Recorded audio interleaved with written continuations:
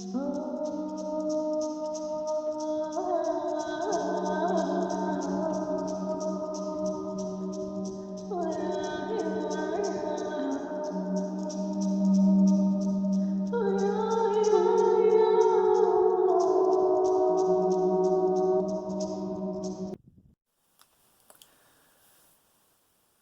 Lovelies. I am so excited to talk to you today because the thing that I'm going to talk to you about is something that I have been studying for a very long time, and I wanted to pass on my knowledge to you. So we are going to be talking about the power of consciousness. Now, let's just go ahead and start with consciousness is, to me, there's a couple different kinds of consciousness. Now there's the super ultra consciousness, which I believe is more of our higher selves and our oversouls. And then we also have our brain consciousness and our mental consciousness. And then there's also the feeling body. There's so many different levels and not levels, but like layers of consciousness. But today I wanted to talk to you about how to utilize your consciousness so that you can utilize it to the benefit of yourself as well as the benefit to others, but mainly for you so that you can have peace of mind. This is something that takes practice, it takes an openness, and it takes a little bit of determination. But I believe that this is the next step of our human evolution as a species. We need to be able to step into the next layer of consciousness. So, around the spiritual community, there's a lot of talk about what is called the ego.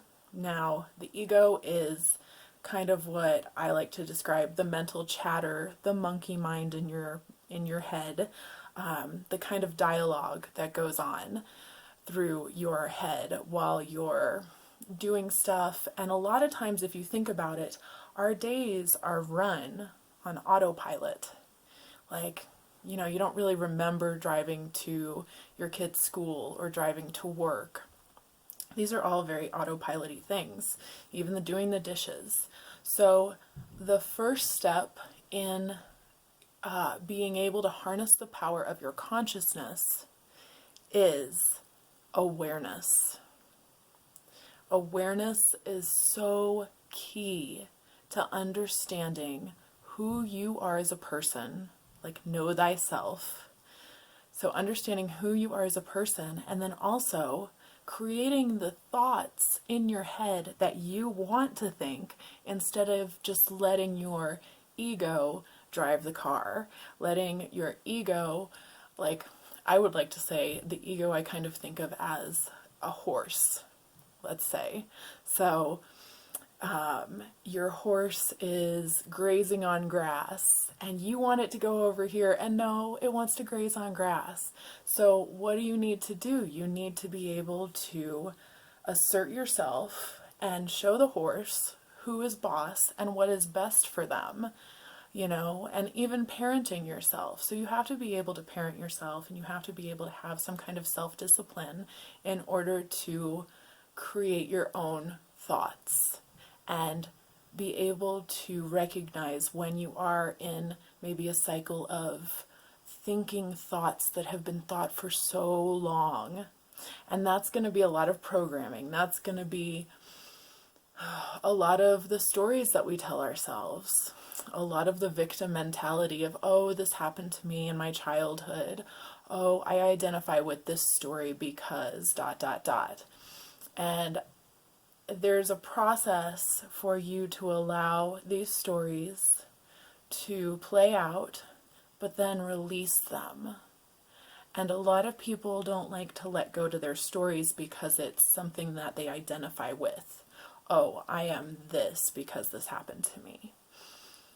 And for the next step of human evolution, we need to be able to step out of that victim mentality, which Honestly, I still step into every once in a while.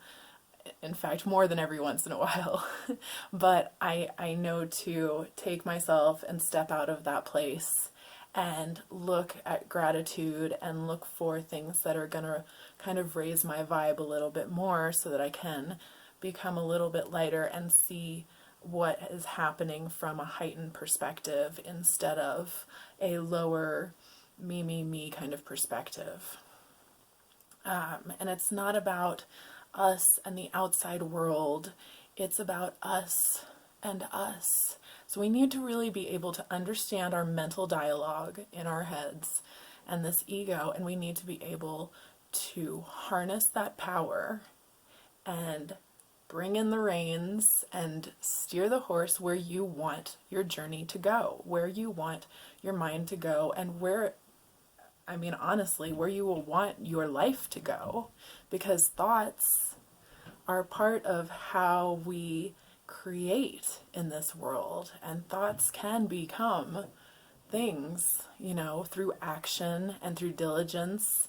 And sometimes the universe just gives us the things that we need when we don't even know that we need them, or that we've been secretly wanting but we haven't even registered it in our own awareness.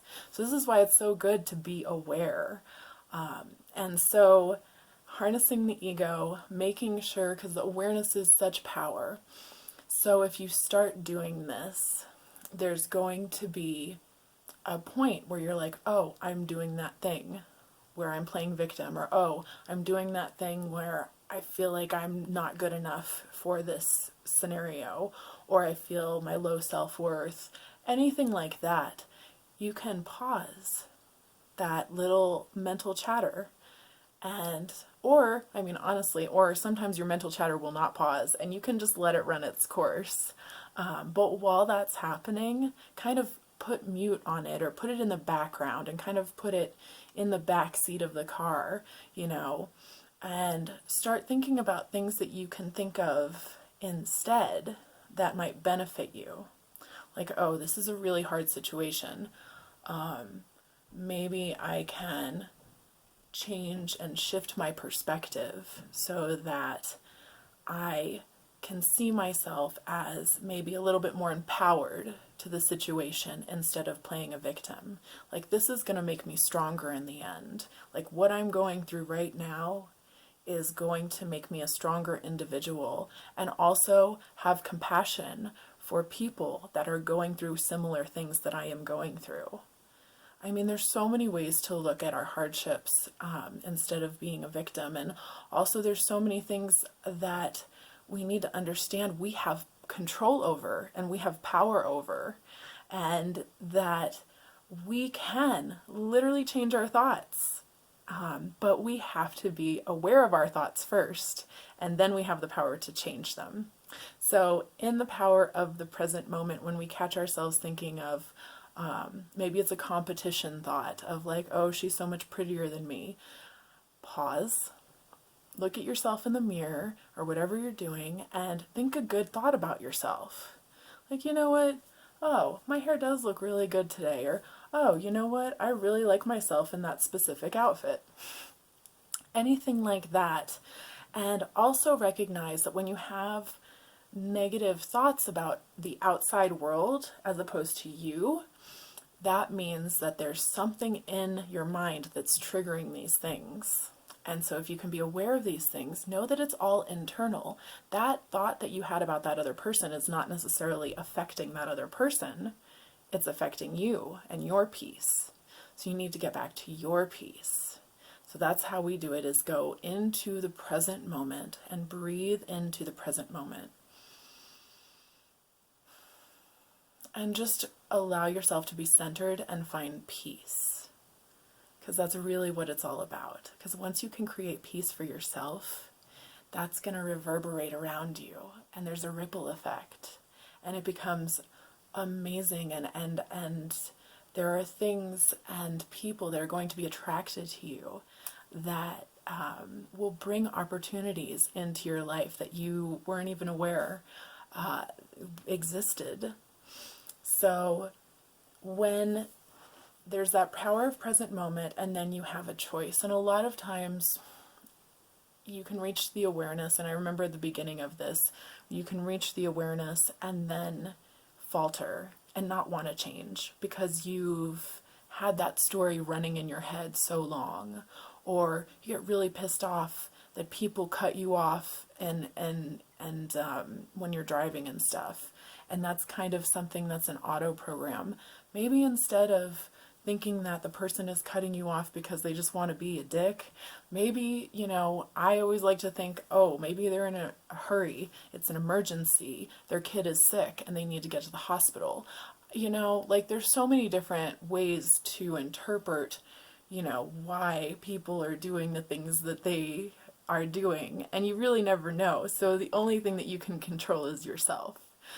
So that's really where the power is where you are able to harness your conscious awareness and know that you can find peace. So the power of choice in the present moment is so crucial. After you have that awareness, then there's that power of choice. And I wanted to talk to you guys about, I did a lot of research in the years, I don't know, like about 2 or 3 years. I was really into TED Talks because they're cool and they're fun and you get to learn, and it's a lot about psychology and all of that stuff. And in my journey through watching a bunch of TED Talks, I learned about the growth mindset and the fixed mindset, and how it's so important for us to kind of program our minds and ourselves to have more of a growth mindset instead of a fixed mindset. Now, the fixed mindset is kind of a thinking where it's all about the win, it's all about finishing, you must automatically be smart, and I think that a lot of it is about the objective of the goal instead of the journey. So a growth mindset is all about loving the journey, loving the process, loving to learn, loving to be able to transform and go through change with ease and know that you're going to be stronger for it. It's all about praising the process of what you're going through, and that self-discipline and knowing that you can do things that you never thought you could do. There are so many things that after I learned about the growth mindset and the fixed mindset, I really started going into that can do. I can do this. You know what? Like I can go and I can look it up on YouTube, or I can read a book and I can figure this out myself. And that has helped me leaps and bounds throughout this lifetime now. And I have done things that I never thought that I would do. And so I just wanted to point that out. And if I can, I'll find the TED Talk for the growth mindset and the fixed mindset. And then you guys can do a little research of your own if you're into TED Talks. But also I wanted to talk about how the law of attraction kind of ties into all of this as well. So the law of attraction, if you guys haven't heard already, is about what you think becomes reality kind of stuff. But, and there's many layers to that as well, and there's many different belief systems about it, but I do believe that it is a universal law, and that the universe that we are in, I do believe that if you think a thought, it will eventually come to you, especially if you have intention and feeling behind the thought that you're thinking, and it keeps repeating. And so with this power that we have of our thoughts, we can manifest little tiny bits by little tiny bits the life that we want to live. And a lot of it has to do with breaking down old belief systems that you have had from your childhood. What did your parents teach you? What did your teachers teach you? What did any role models that you had in your childhood teach you? And were there limitations? I'm pretty sure all of us got some kind of limitations from our parents or our pastors or our teachers, ministers, whatever. So we need to start questioning all of the beliefs that we have accumulated from our childhood all the way up until now and see if they still serve us. Because if they don't serve us anymore, it's time to drop them. Because those are things that are going to hold you back from what you truly want. So it is so important for you to understand what you believe in and the thoughts that you create. Because, again, the law of attraction. So you want to think good thoughts. You want to feel good. And yes, we're human and we don't feel good all the time. And total shit happens. I mean, 2020. So, 2021. So, I mean, it just happens. But as long as we can look at it from a more evolved consciousness, as long as we can look at it with eyes of, okay, this is happening right now, but I'm in control. I can change this. I can change my thoughts to align more with what has evolved for our consciousness and what would we want our humanity to look like. So I want you to be able to question and not just know, don't just go and say, oh, this person that I trust told me that. Like, go and question. I mean, and maybe they got it from their grandfather who gave it to them and all of this other stuff, but it's time to evolve. It's time to question our beliefs, and it's time to evolve into who we truly are as human beings and to truly express who we are on an individual basis, but also on a collective basis. Do we really want the media running our lives? Do we really want any kind of programming that doesn't feel good to us? Like, start questioning all of that stuff. Like the food you eat. Does that really make you feel good?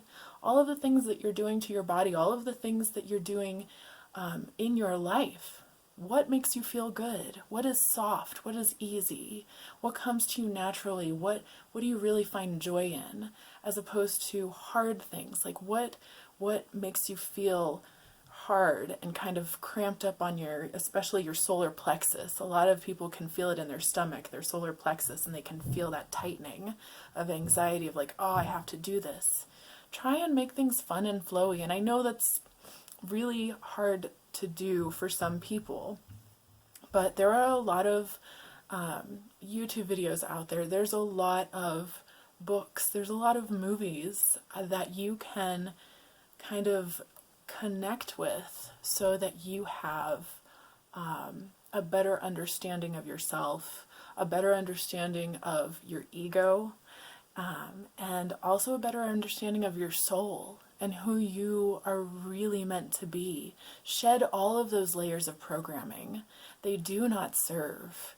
I mean, there's very few things that I have, beliefs that I have brought into my life from my childhood now. I've just been shedding and shedding and shedding because a lot of things are changing right now in our world anyways.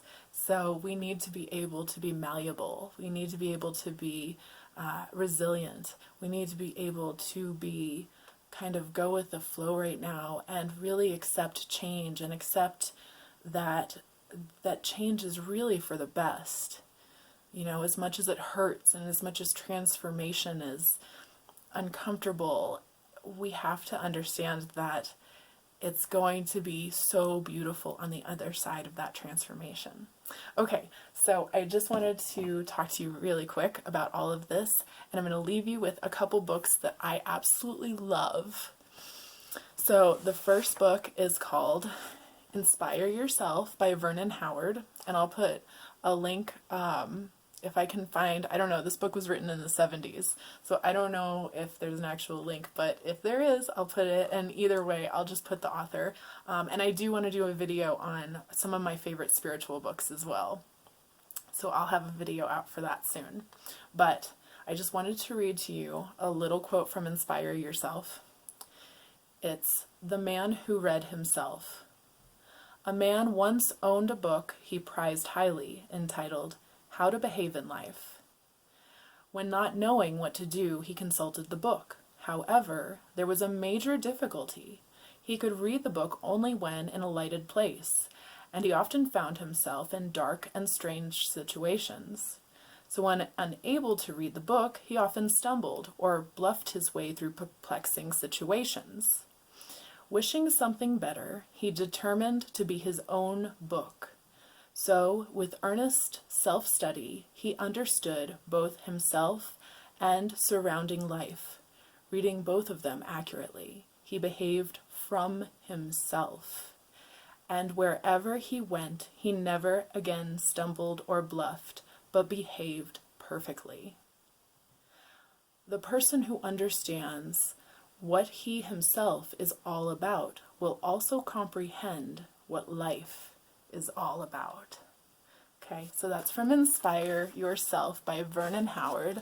Another amazing book for yourself to understand more of your ego is The Untethered Soul. My copy is pretty hardcore red. I mean, the first chapter is the voice inside your head. So that just says it all. The Untethered Soul by Michael Singer.